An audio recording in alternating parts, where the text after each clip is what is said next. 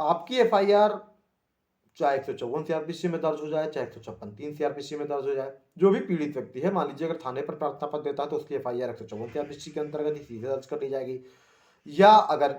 थाने से एफआईआर दर्ज नहीं होती है 156 3 सीआरपीसी में, मान लीजिए मजिस्ट्रेट कोर्ट या स्पेशल कोर्ट में प्रार्थना पत्र देता है और वहां से एफआईआर दर्ज करने के लिए और विवेचना करने का आदेश अगर जारी होता है, तो क्या अगर मान लीजिए जो एप्लीकेशन दी गई थी या जो प्रार्थना पत्र न्यायालय में दिया गया था उसमें आरोप लगाए गए थे और उन आरोपों के आधार पर जिन अभियुक्तों को मान लीजिए अगर नाम दर्ज किया गया था कि इनके इनके नेम्ड हैं, इन पर्सन को नेम्ड एफआईआर की गई थी, तो क्या नेम्ड एफआईआर होने के बाद भी किसी अन्य अभियुक्त का नाम भी बढ़ाया जा सकता है कभी ड्यूरिंग इन्वेस्टिगेशन, यानी आफ्टर एफआईआर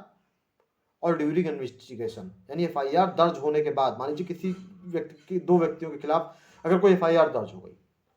और उस मामले में इन्वेस्टिगेशन शुरू हो जाती है, तो क्या इन्वेस्टिगेशन में किसी अन्य व्यक्ति का नाम अगर प्रकाश में आता है तो क्या उसका नाम बढ़ाया जा सकता है, खासतौर पर उसका नाम अगर एफआईआर में नहीं था तो, और बढ़ाया जा सकता तो कैसे बढ़ाया जा सकता है। तो फ्रेंड्स मैं आपको थोड़ा सा समझाता हूँ। कभी कभी आपने देखा होगा कि कुछ मामलों में अज्ञात व्यक्तियों के खिलाफ एफआईआर दर्ज हो जाती है, मतलब जिन व्यक्तियों के विषय में कोई जानकारी नहीं होती है उनके विरुद्ध एफआईआर दर्ज हो जाती है। अब एफआईआर दर्ज हो गई तो उस पर गिरफ्तारी हो सकता है कि होगी। अब गिरफ्तारी की जब की गई, किसी एक व्यक्ति की गिरफ्तारी हुई तो उसके बयान पर, उसके स्टेटमेंट पर पुलिस अन्य अभियुक्तों की गिरफ्तारी करती है या अन्य जो आरोपी हैं उन व्यक्तियों की गिरफ्तारी करती है। तो उसमें क्या हुआ, उसमें यही आप समझिए तथ्य कि उसमें इन्वेस्टिगेशन शुरू हुई और इन्वेस्टिगेशन में ही पुलिस ने जब पूछताछ शुरू करनी की, लोगों से बयान लेना शुरू किया, तो उसमें ही नाम प्रकाशित हुए, लोगों के नाम सामने आए कि इन इन पर्सन ने यह अपराध किया है। तो ऐसी सिचुएशन आप समझ लीजिए कि भले ही एफआईआर में चाहे 2 पर्सन नेम्ड हो, बट अगर इन्वेस्टिगेशन में, यानी जब पुलिस विवेचना शुरू करती है उसमें अगर मान लीजिए 2 के बजाय 20 पर्सन के नाम अगर आ रहे हो तो उनको आरोपी बनाया जा सकता है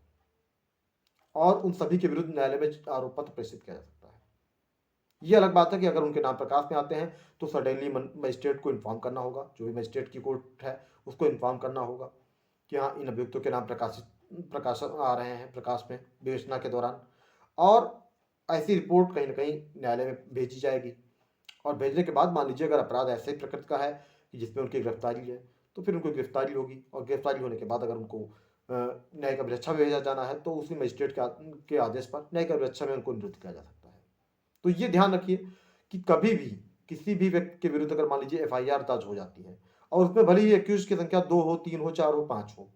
लेकिन अगर बाद में जब ड्यूरिंग इन्वेस्टिगेशन अगर ये कहीं प्रकाश आता है प्रकाश में कि हाँ इसमें अभियुक्तों की संख्या जो है वो 2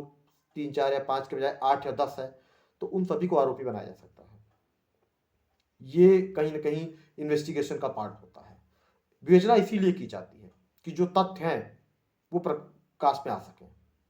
उनकी सच्चाई सामने लाई जा सके। एफआईआर में हर चीजें जरूरी नहीं कि हर चीज निहित हो, एफआईआर केवल घटना की सूचना होती है। जब ट्रायल होता है तो ट्रायल में भी एफआईआर का जो वर्जन है वो केवल सूचना का ही माना जाता है। उसका एविडेंस में केवल इतना ही है कि हाँ इस समय घटना, यह अपराध हुआ था और इसकी सूचना इस समय दी गई थी। बाकी सारा कुछ मैटर डिपेंड करता है जो 173(2) सीआरपीसी के अंतर्गत जो पुलिस रिपोर्ट भेजी जाती है, जिसे आप आरोप पत्र कहते हैं, तो उसमें सारा कुछ वृतांत उसमें होता है। इसलिए ध्यान रखिए कि एफआईआर में भले ही किसी अभियुक्त का नाम अगर मान लीजिए छूट जाता है, तो अगर इन्वेस्टिगेशन में उसका नाम प्रकाश में आता है तो उस व्यक्ति को आरोपी बनाया जा सकता है और चार्जशीट में उसका नाम डाला जा सकता है। किसी भी मैटर में, मान लीजिए करप्शन का ही मैटर कोई अगर हो, और करप्शन के मैटर में अक्सर देखा गया कि मान लीजिए अभी 3 लोगों के नाम पर एफआईआर दर्ज हुई, बाद में उसमें 2 अभियुक्तों के नाम और आ रहे हैं, तो काफ़ी कुछ प्रैक्टिकली मैंने देखा है कि हाँ जो पुलिस पर्सन होते हैं वो ये कहते हैं कि नहीं एफआईआर में 3 नाम था, अब 2 हम कैसे बढ़ा दें। तो फ्रेंड्स इन्वेस्टिगेशन का ये पार्ट ही है कि इन्वेस्टिगेशन में बहुत सी चीज़ें प्रकाश में आती हैं। कोई नया सेक्शन अगर प्रकाश में आ रहा है, मान लीजिए कि जैसे कि मैंने पहले भी वीडियोस में बताया हुआ है कि मान लीजिए आज आरोप खाली 392 आईपीसी में है और कल अगर संख्या बढ़ जाती है अभियुक्तों की 395 आईपीसी में हो जाता है, तो उस सिचुएशन में अब जो चार्जशीट जाएगी वो 395 आईपीसी में ही जाएगी। तो ऐसी सिचुएशन अभियुक्तों की संख्या के बारे में हो सकता है कि भले ही आज 3 एक्यूज नेम थे, लेकिन अगर मान लीजिए 5 के नाम प्रकाश में आ रहे हैं तो पांचों के नाम पे चार्जशीट भेजी जा सकती है। लेकिन जब नाम प्रकाश में आएगा तो उसकी एक रिपोर्ट संबंधित मजिस्ट्रेट को भेजी जाएगी। तो फ्रेंड्स ये ध्यान रखिए कि इन्वेस्टिगेशन बहुत महत्वपूर्ण पार्ट है जब भी कहीं ना कहीं एफआईआर दर्ज होती है और इन्वेस्टिगेशन शुरू होती है। आपराधिक विधि में इन्वेस्टिगेशन सबसे महत्वपूर्ण पार्ट है जब एफआईआर दर्ज हो जाती है। तो फ्रेंड्स, अगर वीडियो पसंद आए तो वीडियो को लाइक करें, चैनल को सब्सक्राइब करें ताकि आगे भी आपको ऐसे जेन्युइन लीगल कंटेंट देखने को मिलते रहे। Thank you.